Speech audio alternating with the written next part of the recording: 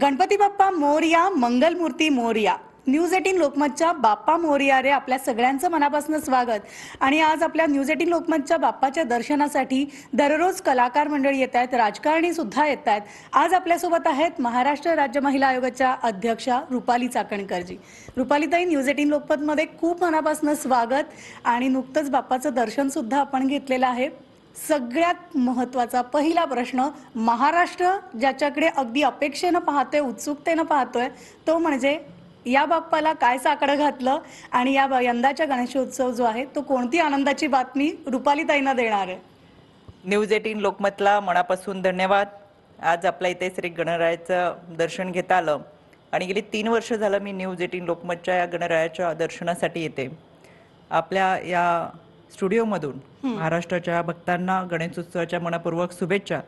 आज गौरायांचं देखील आगमन होत आहे आणि माहेरवाशींपासून येणाऱ्या या गौरायांबरोबर महाराष्ट्रातल्या तमाम महिला भगिनींना सुरक्षितता मिळावी, ज्या पद्धतीने गौरायाच्या आगमनाची आपण तयारी करतो, स्वागत करतो, जल्लोषात तिचं आणि आनंदात उत्साहात तिची वाट पाहत असतो, तशीच गर्भात वाढणाऱ्या गौराईचं सुद्धा स्वागत व्हावं हा संदेश या निमित्तानं मी देते.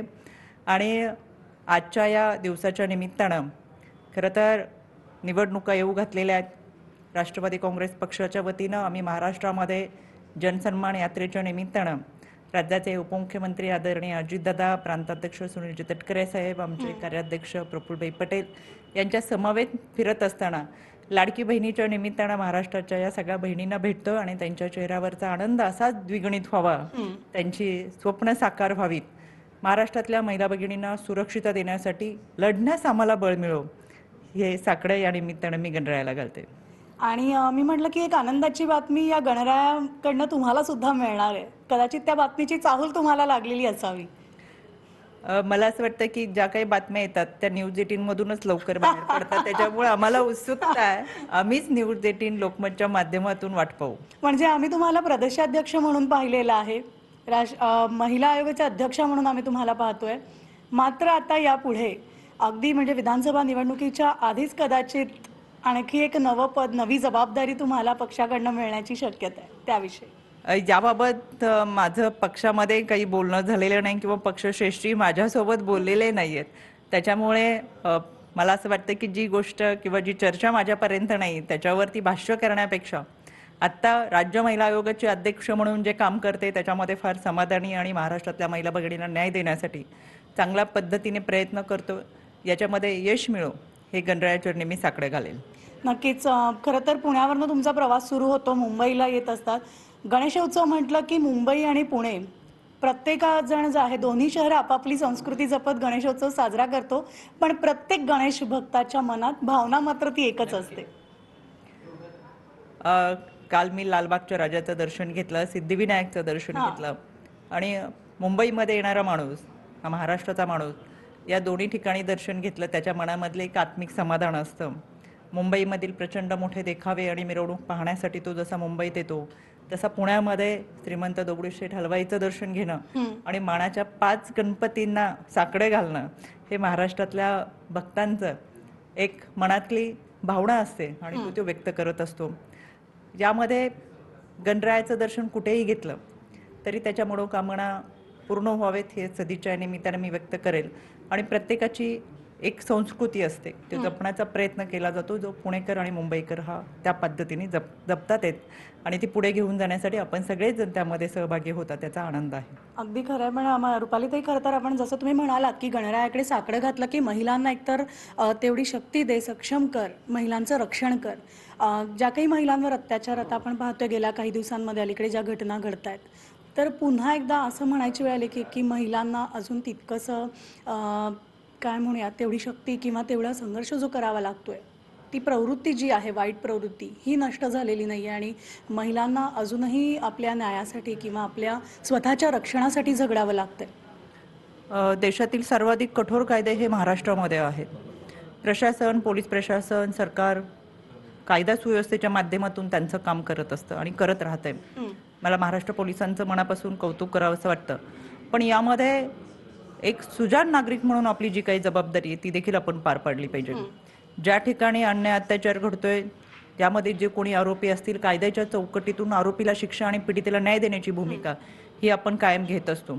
पण ज्यावेळेस 4 भिंतीच्या आत जन्मदाता बाप मुलीवर बलात्कार करतो त्यावेळेस अंगावरती शहारे येतात आणि तळपायाची आग मस्तकात जाते की यामध्ये माणुसकी कुठे हरवली, नात्याची वीण कुठे गेली, की नातंही समजू नये.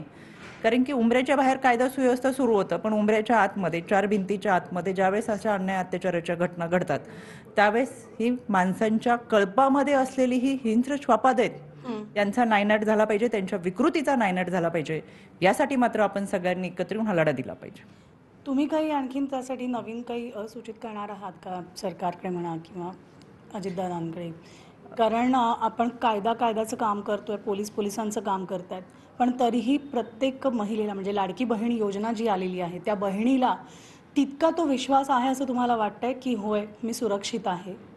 याच्यामध्ये घराबाहेर पडणाऱ्या म्हणजे वर्किंग वुमन्स असतील, शाळकरी तरुणी असतील, कॉलेजवयीन मुली असतील, या सगळ्यांना खऱ्या अर्थानं राज्य शासनाने हेल्पलाईन नंबर दिलेले आहेत. त्याचबरोबर प्रत्येकीला येणाऱ्या संकटाबरोबर लढण्यासाठीचं जवळच्या पोलीस स्टेशनमधलं बीट मार्शल असेल, दामिनी पथक असेल, त्यांच्यासाठीचे भरोसा सेल्स असतील, या सगळ्यांची माहिती देणं आता हे पालकांना, त्याचबरोबर शिक्षक पालक संघटना असेल, शिक्षकांना हे जरुरी आहे की त्यांनी ही सगळी माहिती आपल्या विद्यार्थ्यांना दिली पाहिजे. त्यांच्यासाठी हे सगळे टोल फ्री क्रमांक अस्तित्वात आहेत. त्यांच्या सुरक्षितेची जबाबदारी ही आपल्या सर्वांचीच आहे. पण अशा पद्धतीने जरी कोणी अन्याय अत्याचार करत असेल तर कायद्याच्या चौकटीतून कठोर शिक्षा त्याला मिळालीच पाहिजे, यासाठी आम्ही पाठपुरावा करतो. आणि ह्या सगळ्या घटना केवळ एखादी घटना घडली तर त्याच्याबद्दल आपण आंदोलन करणं, मोर्चा करणं, कॅन्डल मार्च करणं हा उपाय नाहीये. पण समाजातली विकृती कुठेतरी आपल्याला नष्ट करायची आहे. समाजाची ही विकृत मानसिकता आहे ती कुठेतरी आपल्याला संपवून टाकायची आहे आणि त्यासाठी आपण सगळ्यांनी एकत्र येऊन काम करणं गरजेचं आहे असं मला वाटतं. राज्य महिला आयोगाच्या वतीनं आम्ही डीजी कार्यालयामधून गेले 5 वर्षाचा सगळा अहवाल मागवलेला. मग ज्या जिल्ह्यांमध्ये मिसिंग केसेस जास्त आहे, काही जिल्ह्यांमध्ये रेप केसेसच्या किती आकडेवारी आहे, डीव्ही केसेस किती आहेत, ह्या सगळ्यांच्या माध्यमातून कमिटी तयार करून त्या पद्धतीने त्या जिल्ह्यामध्ये आम्ही फॉलोअप घेतोय आणि संबंधित विभागाच्या बैठका घेऊन त्या कायदेशीर कारवाईची प्रक्रिया करत या सगळ्या गोष्टी थोपवण्यासाठी मोठ्या प्रमाणातला प्रयत्न आयोगाचा केवळ आत्ताच नाही तर गेल्या 3 वर्षापासून सुरू आहे. आणि याच्यामध्ये बेसिक आम्ही ह्युमन ट्रॅफिकिंग वरती फार मोठ्या प्रमाणात काम केले, मिसिंग केसेस वरती फार मोठ्या प्रमाणात काम केलेले, अख्खा देशामध्ये जाणाऱ्या मुलींची संख्या आणि त्यांना परत घेऊन भारतात महाराष्ट्रात घेऊन येणं यासाठी फार मोठा प्रयत्न आयोगाच्या माध्यमातून झालाय. मग तो एक्स्टर्नल अफेअर मिनिस्टर असेल किंवा या सगळ्या माध्यमातून पाठपुरावा करणं त्यांना घेऊन आलोय. पण अशा घटना घडूच नाही यासाठी आपल्याला सगळ्यांना काम करायचंय. एक last but not the list, खरं तर राजकारणी म्हटलं की मग फक्त सभा आणि बैठका आपल्याला असंच दिसत असतं, पण रुपालीताई याला अपवाद म्हणू शकते मी, कारण आम्हाला तुम्ही आहे ना प्रत्येक वयोगटाबरोबर त्यांच्या ट्रेंडमध्ये दिसत असतात. त्यांचं इंस्टाग्राम हे आपल्याला सतत जाणवून देत असतं. तुम्ही इंस्टाग्रामवर सतत ऍक्टिव्ह असता, मग ते अगदी रील बनवणं असो किंवा मग कुणाला जाऊन भेटणं असं, त्यातनं पण ते एखादा संदेश देत असतात, पण ते आत्ताच्या काळानुसार त्या ट्रेंडमध्ये राहून. मला असं वाटतं आत्ताची दुनिया ही स्पर्धेची आहे, टेक्निकल आहे आणि एक वेळ जेवणाच्या ताटात शेजारी पाण्याचा ग्लास नसेल तरी चालेल, पण आता मोबाईल लागतो. मग या तंत्रज्ञानाबरोबर आपण चालणं फार गरजेचं असतं, तर ही युवा पिढी आपल्याला स्वीकारेल. त्याच्यामुळे या पळत्या धावत्या जगाबरोबर पळण्याचा प्रयत्न आपण सगळेजण करतोय.